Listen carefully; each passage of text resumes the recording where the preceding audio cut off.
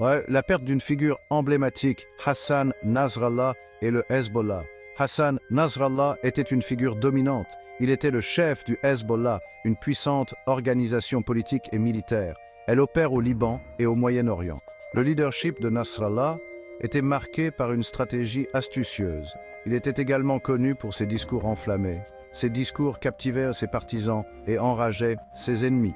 Son influence s'étendait bien au-delà des frontières du Liban.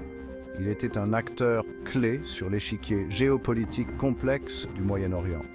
Le leadership de Nasrallah a joué un rôle déterminant dans la croissance du Hezbollah.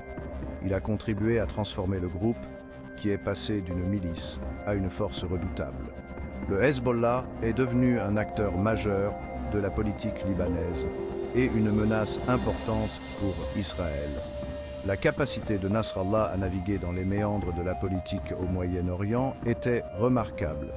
Il a réussi à s'assurer le soutien de puissances régionales comme l'Iran.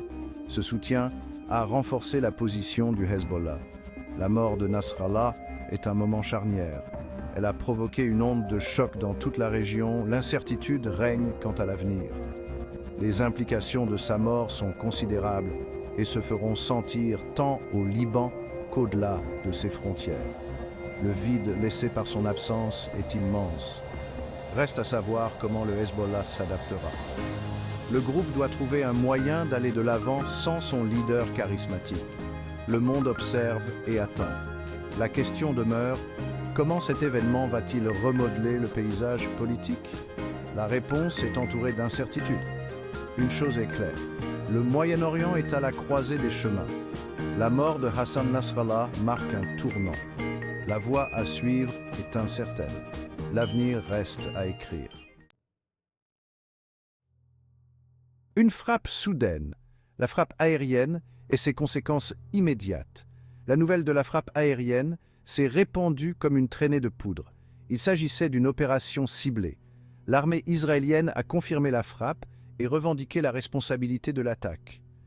La cible était une réunion de haut niveau qui se tenait dans un bastion du Hezbollah à Beyrouth. La frappe a été précise et a fait de nombreuses victimes. La nouvelle a provoqué une onde de choc dans toute la région. Elle a immédiatement suscité des réactions. Les gouvernements et les organisations du monde entier ont publié des déclarations. La communauté internationale était préoccupée.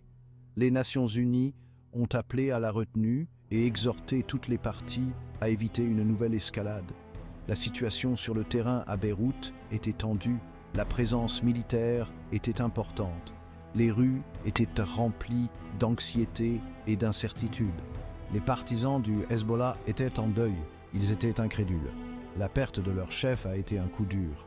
Les conséquences immédiates de la frappe aérienne ont été chaotiques. C'était un tourbillon de confusion et de colère. Le monde observait et attendait. Tout le monde se demandait quelles seraient les conséquences de cet événement. Le Moyen-Orient retenait son souffle.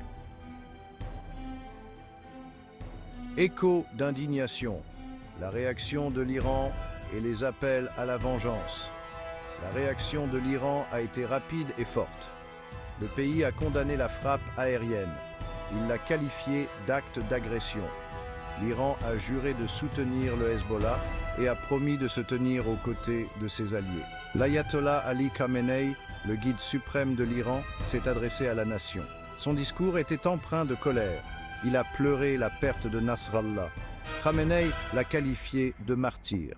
Il a accusé Israël d'être responsable de l'attaque et a promis une réponse sévère. Les sionistes devront faire face aux conséquences de leurs actes, a-t-il déclaré. Le ministre iranien des Affaires étrangères, Hossein Amir Abdollahian, s'est fait l'écho des sentiments du guide suprême. Il a condamné la frappe aérienne. Il l'a qualifiée de violation du droit international. Il a accusé Israël de terrorisme et a mis en garde contre de graves répercussions. La réaction de l'Iran à la frappe aérienne n'était pas inattendue. Le pays soutient le Hezbollah depuis longtemps. Il lui fournit une aide financière et militaire. L'attaque contre Nasrallah a été perçue comme une attaque contre l'Iran elle-même. Il s'agissait d'une remise en cause directe de son influence dans la région.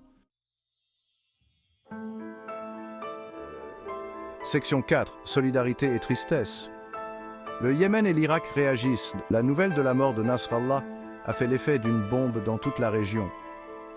Au Yémen, le mouvement Houthi a présenté ses condoléances. Ils ont salué le leadership de Nasrallah. Ils ont condamné la frappe aérienne. Les Houthis sont appelés à la résistance contre Israël. Ils se sont engagés à poursuivre leur combat contre ce qu'ils ont appelé l'agression sioniste. En Irak, diverses milices et factions politiques chiites ont pleuré la mort de Nasrallah. Ils ont organisé des rassemblements et des processions en son honneur.